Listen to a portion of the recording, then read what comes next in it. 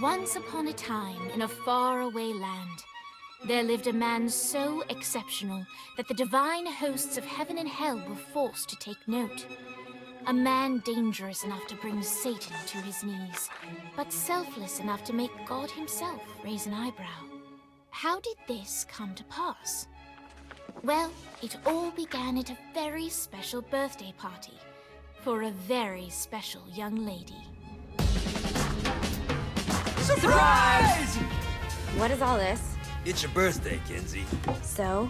You've never been to a birthday party? No. Oh, like not even growing up? I went to the School of the Americas since kindergarten. We didn't really do birthday parties. But you celebrated Christmas? I don't have to explain myself to you. Oh, Kinsey, this is going to be so much fun. Xinjai made a cake, Jane Austen is here, we'll play some games. What sort of games?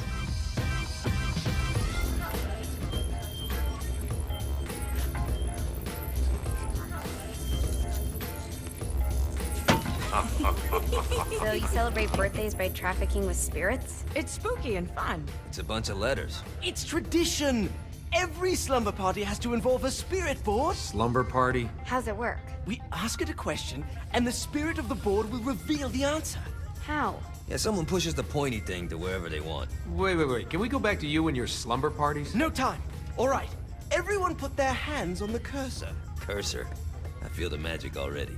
All right. Will the President/God Emperor for life ever choose a partner to reign alongside them? No. Ooh, someone's getting married. Shut up, Matt. Who will tame the president's wild heart? What are you guys trying to spell? I'm not moving it. That's the spirit, Kinsey. I'm serious. I'm not moving it either. Neither am I. Jezebel? Who the fuck is...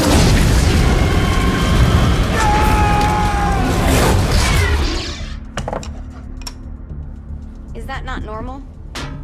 Where'd you get the board? I was going through Signac's artifact collection and found it there. Who did it belong to? Alistair Crowley? Christ. Guys? I think it's laughing at us. Fuck this. I think you're a smart enough piece of wood to see where this is going. Now, you ready to cooperate?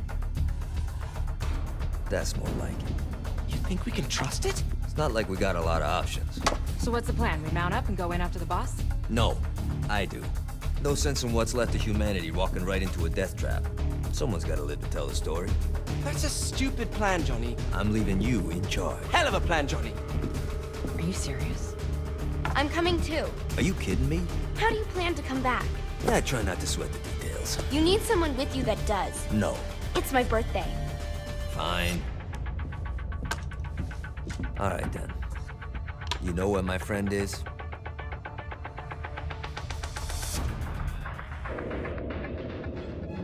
True to its word, the spirit board opened up another portal and sent Johnny and Kinsey screaming into hell.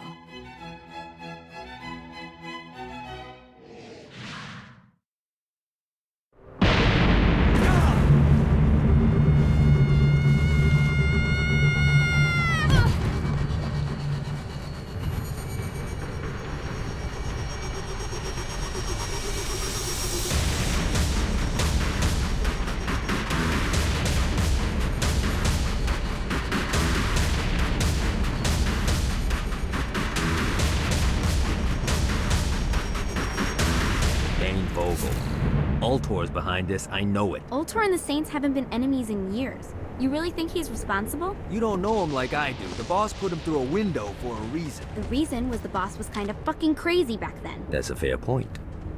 You know how much easier this would be if we just found a car? You know how much easier this would be if you just gave me a second?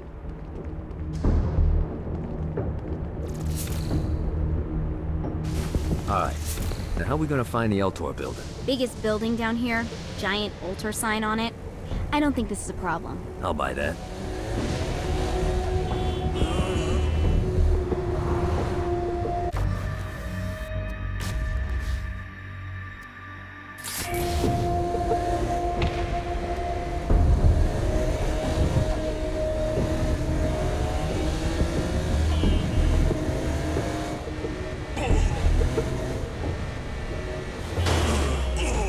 gotta try harder than that, Satan.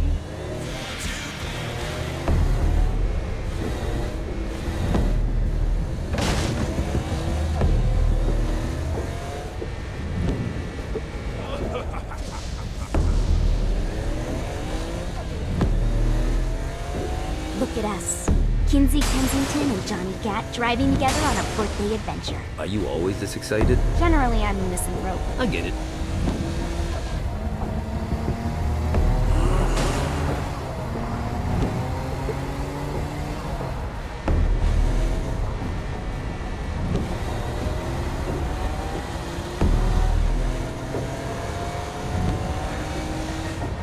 So this is hell. Not as bad as I thought. It kind of reminds me of Steelport.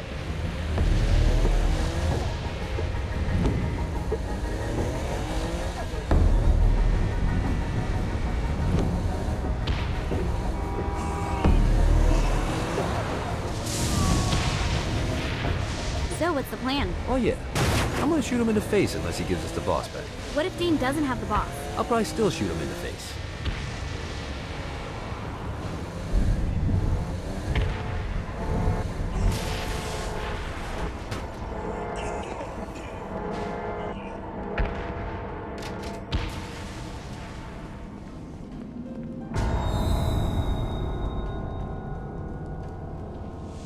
Welcome to hell. Shouldn't you have a receptionist? Such is the plight of eternal damnation. I have a feeling you didn't come here to catch up. Let's talk in my office. Not even death could stop the enterprising Vogel, who wasted no time in setting up an Ultor branch in the bowels of hell. Dane was eager to fill Johnny in on the ever-shifting politics of land rights in the underworld.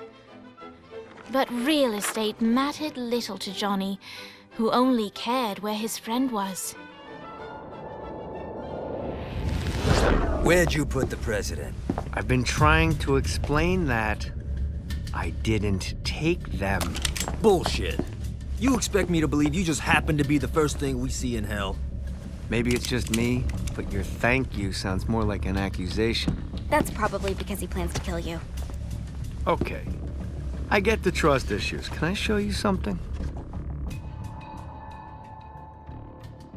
The pieces all came together. The president had caused more chaos and destruction than any other in human history. It was only natural that Satan would want them to marry his daughter. They needed a plan, and Johnny had one. I'm gonna shoot the devil in the face.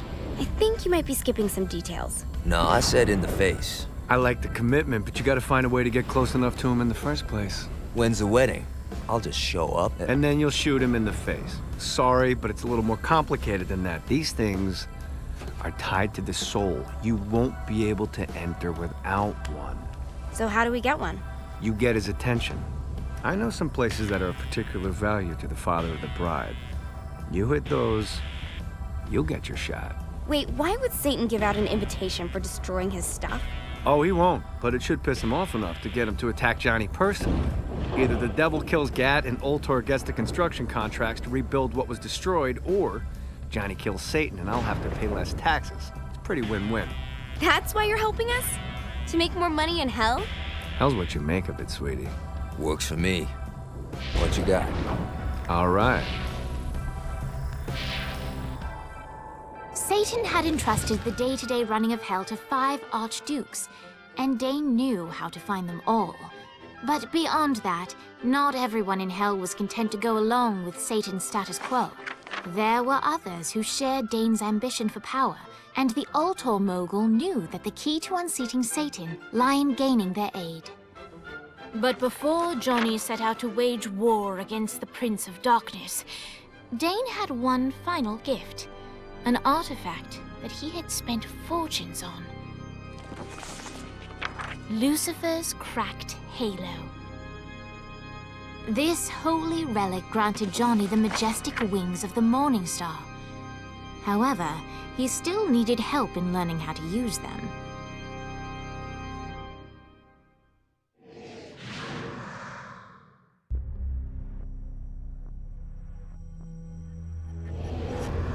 you got me out in the sticks, now what? Would it kill you to show a little excitement? You're about to experience angelic flight, for Christ's sake. Dane. Someone needs a nap. Just collect some soul clusters and power up the halo. You'll be flying around in no time.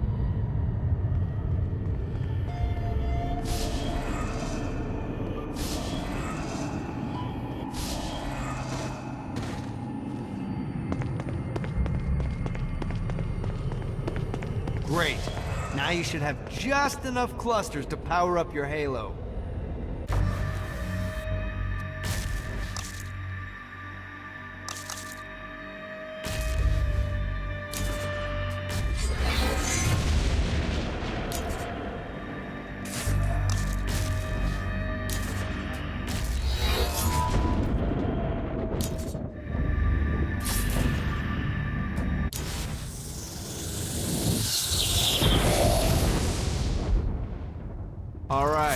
Let's start slow. Try to jump over to that next island. Also, the longer you charge your wings before jumping, the further you'll go.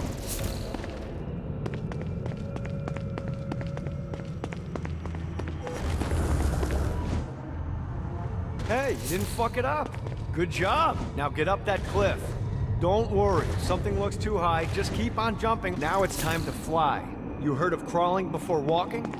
Well, in this case, you need to jump before you can fly. Launch yourself in the air with a jump, and then hold your wings out to glide to that next island. I put out some orbs to show you the path.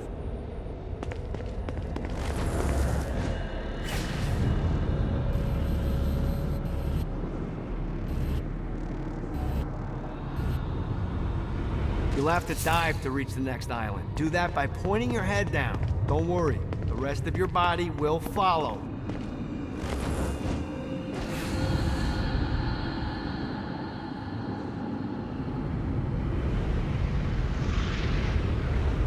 I put a shiny flap orb out in front of you. Collect the orb, and your wings will flap to gain speed.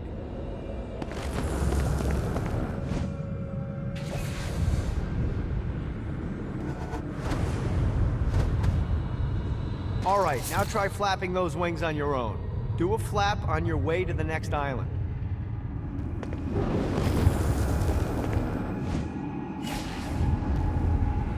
Let's see what these things can do. The exact opposite of diving is climbing. Climbing will slow you down and eventually cause you to stall. And trust me, stalling sucks. You can flap while gliding to gain additional speed. So the faster you're going, the higher you can fly. Now try to reach the island up there.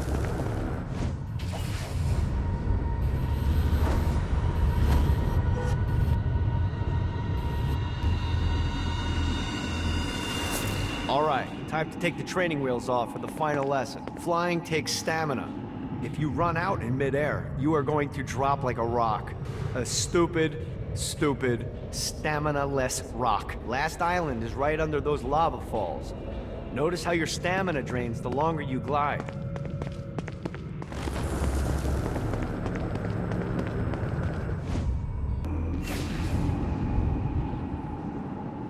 Gotta pick it up. Let's get you back to the old tour building. I want to run through all the stuff you can do to hurt Satan. Sure thing. See you soon. Here's the deal. If you want some FaceTime with Satan, you need to get his attention. Now, Satan hates being challenged, so anything you do to undermine his control is good. Fraud, mayhem, shooting demons in the face, anything. You can keep track of Satan's wrath with this handy meter. Get it high enough and you'll be having drinks with Big Red in no time. I've compiled a list of shit to do, so take a look and do whatever sounds fun. Oh, one more thing. We have some potential allies down here. Trust me, you want to impress them.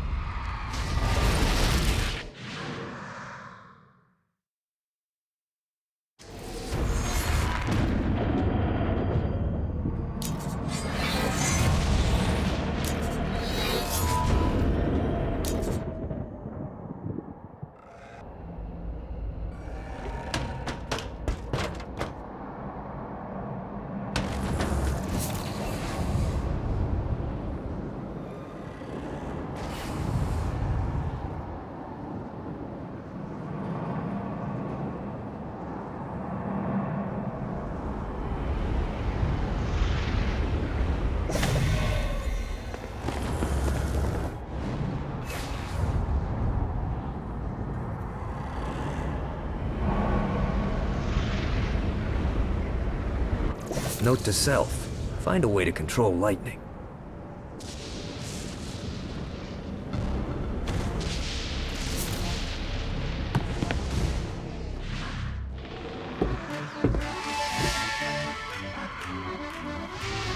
Abandoned ship!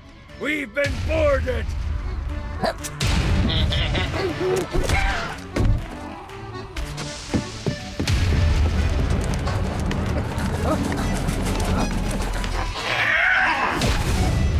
Get these damn things off my ship!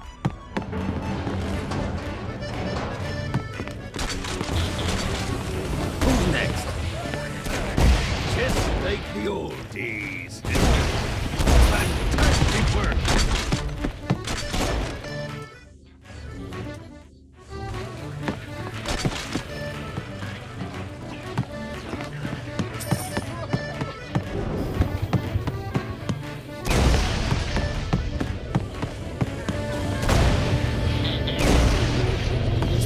I hope there's not something ridiculous like 100 of these to find.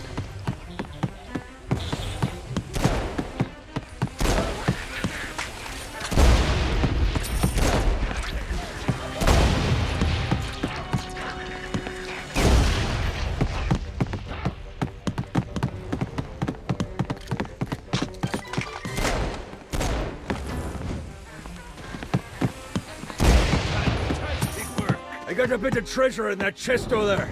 The weapon you find inside may help with our little imp problem.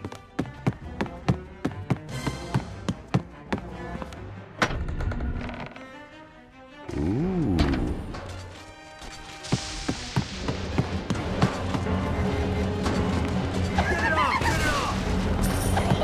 Let's play.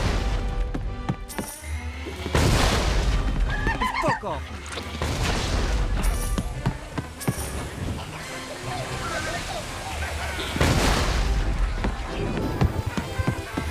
I summoned these imps to serve as my crew. I forgot what a handful they could be. Once aboard, they wouldn't listen to their captain. They ran amok in the bowels of the ship.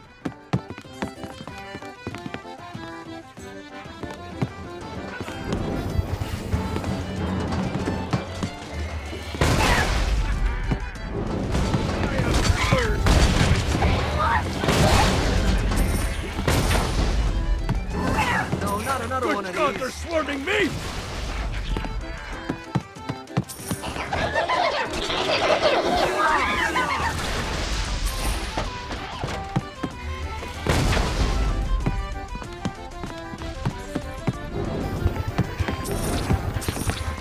It's okay to drop the pirate voice. What pirate voice would that be? Wow.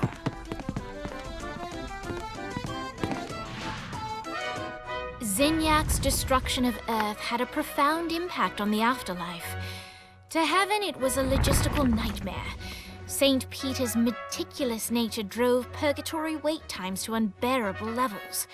Meanwhile, in hell, where souls in pain were used as currency, it created a new era of prosperity for the wickedly enterprising. This economic boon resulted in the coffers of hell to be overflowing, which in turn piqued the interest of the most notorious man that sailed the seven seas. Long had Blackbeard been a thorn in Satan's side, robbing tax collectors on a semi-regular basis. But the promise of an immeasurable fortune drove him to be even bolder. An arrangement was reached. Blackbeard would provide information on strategic targets in exchange for a share of the profit. Johnny, who was interested in murder, not money, happily agreed.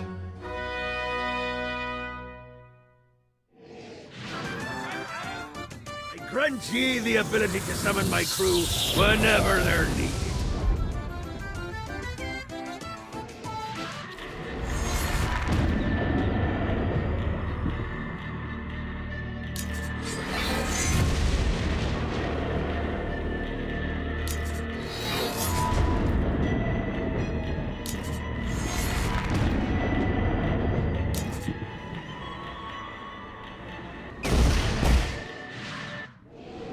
All right, matey. It's time for your lesson.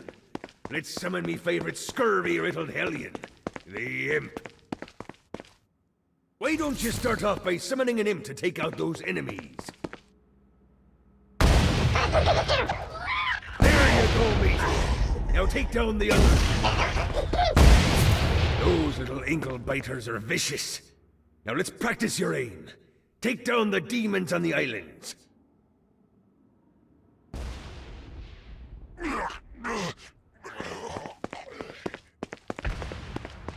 Few things are as rewarding as pressing someone into service, am I right? Now get going. There's a whole wide world waiting to be plundered.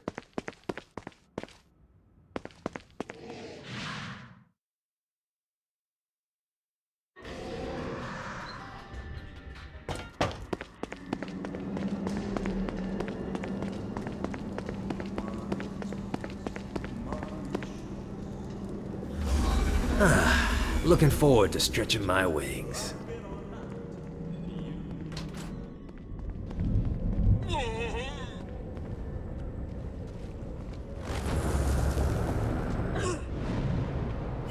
I raided a Centerpol office and found information on where the president is being kept.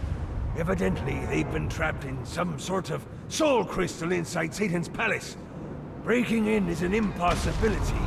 Your best bet to save them is to continue to try to draw Satan out of his palace.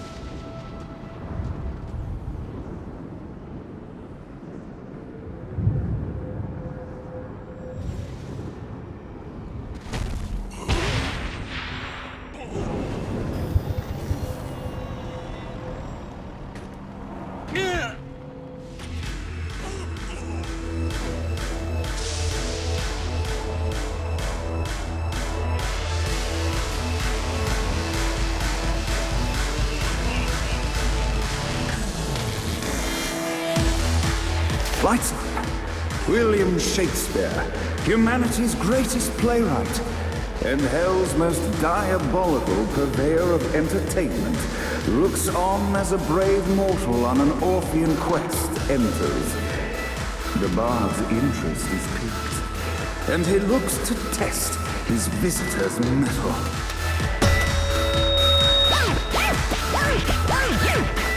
The masked tragedies were used to enemies cowering as they approached, but soon they realized that they faced a foe with courage and nobility, traits uncommon in the fires of perdition.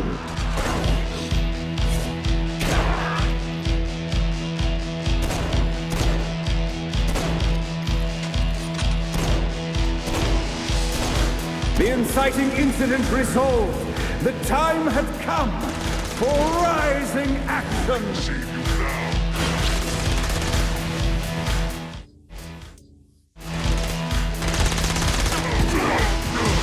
The battle raged on below, and as bullets and blood flew, the bard arched a curious eyebrow. Could this mortal be the exact thing that Shakespeare needed? This battle is far from over, mortal. Arise! And now, Act 3!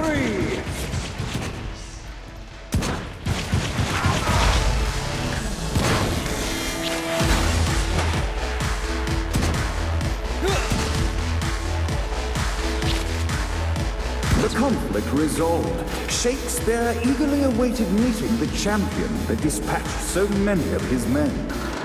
Undoubtedly, they were here for the bard's aid, and happy endings were not a thing found in hell. Shakespeare always had a soft spot for comedies.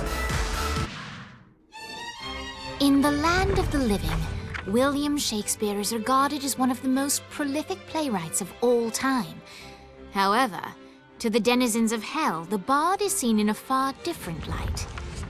After selling his soul for fame and adoration, Shakespeare served in hell as Satan's spy master general. In doing his duty, Shakespeare would punish the souls he was investigating by forcing them to perform in grotesque passion plays for Satan's amusement. But in a Twelfth Night-esque twist, Shakespeare found himself living a double life.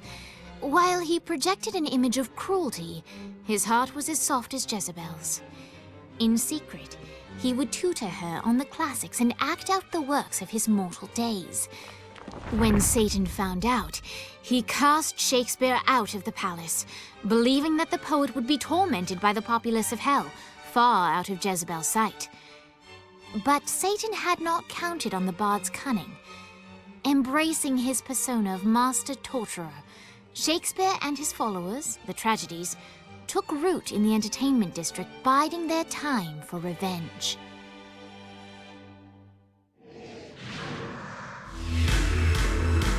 So Shakespeare called forth the Deus Ex Machina to bestow our protagonist with the arcane power of Force Stomp.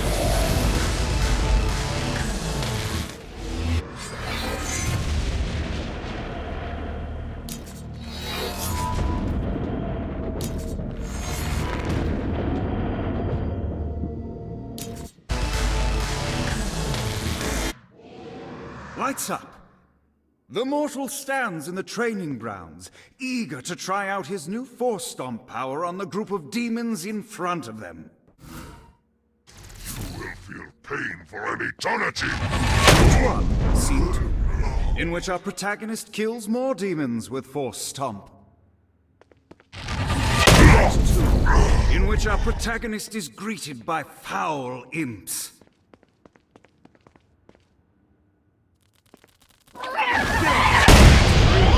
In which our protagonist learns that Force Stomp even works on flying enemies, enabling them to remove a Dark Inciter's shield before shooting them to death with bullets. There is also a mistaken identity, and the day is won, and the curtain closes on our noble hero.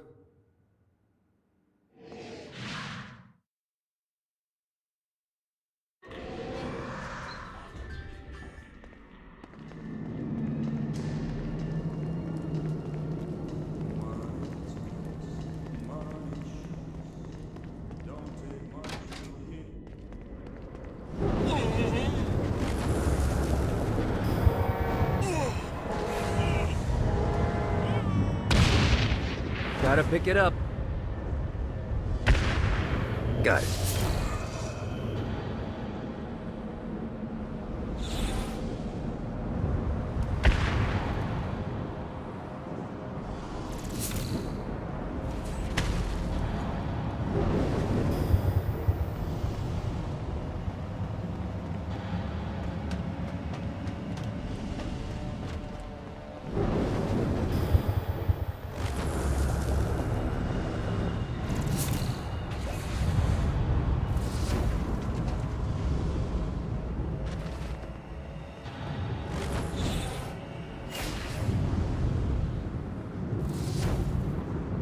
See what these things can do.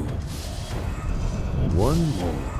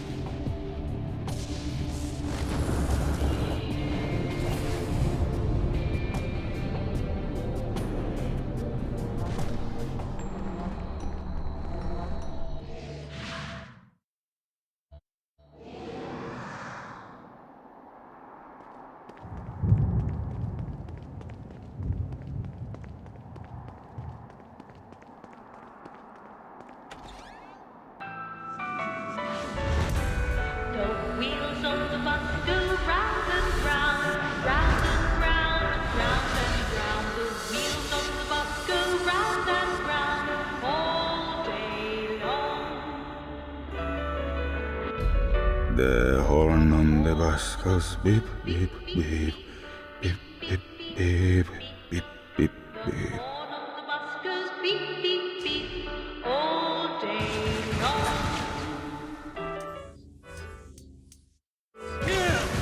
I will fucking end you.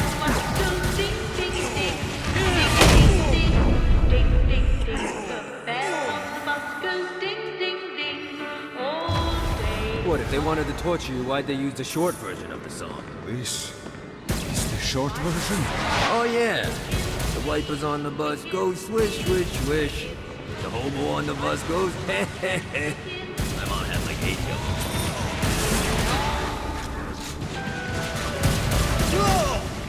The babies on the bus say wah wah wah wah wah wah wah.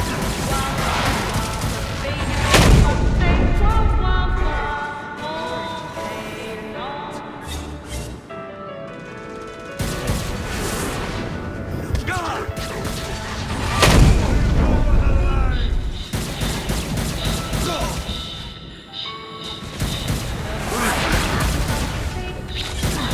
I'll fuck you up.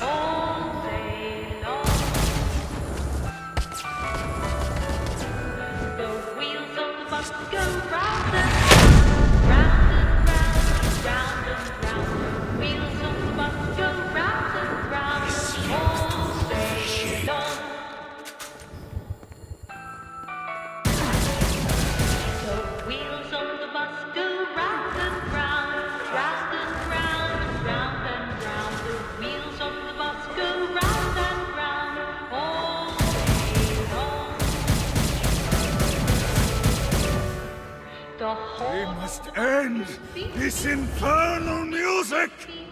The horn of the bus goes beep, beep, beep, all day long. Come, let us return to my castle, so we may plot our next steps in proper surrounds. Johnny led Vlad back to his castle, which since his incarceration became a haven for frat parties and squatters. But the systematic impaling of trespassers would have to wait. Vlad was a man of his word, and was eager to provide intel that could aid in hobbling Satan's armies.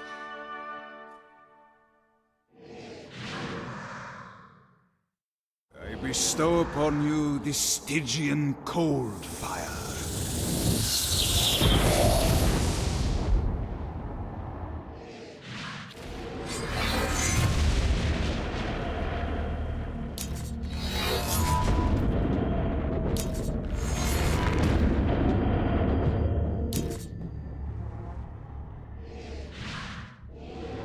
I brought you to this inferno to teach you about the power I have granted you. Cold fire is an aura, which means you must activate the power and get close to an enemy before they will feel the cold embrace of the Stygian flames. Try it against these demons.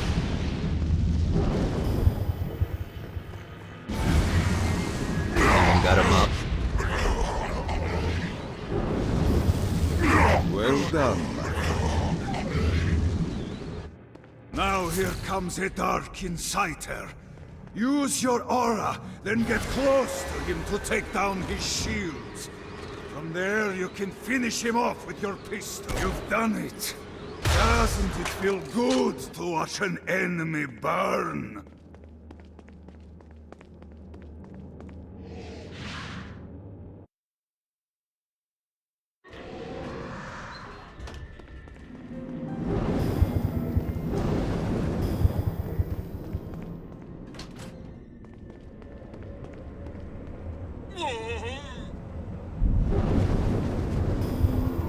A Damned Soul's Orientation Guide, Chapter 1.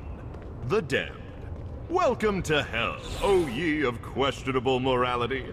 Who you were on Earth no longer matters. When you arrive here, everyone from the mightiest crime lord to the elderly gentleman who takes pens from banks begin the same way, as wretched ghouls wandering the streets. As a shadow of a man, you are stripped of your sins and condemned to a meaningless existence. Eternal playthings for a demonic host who is all too eager to ply his trade.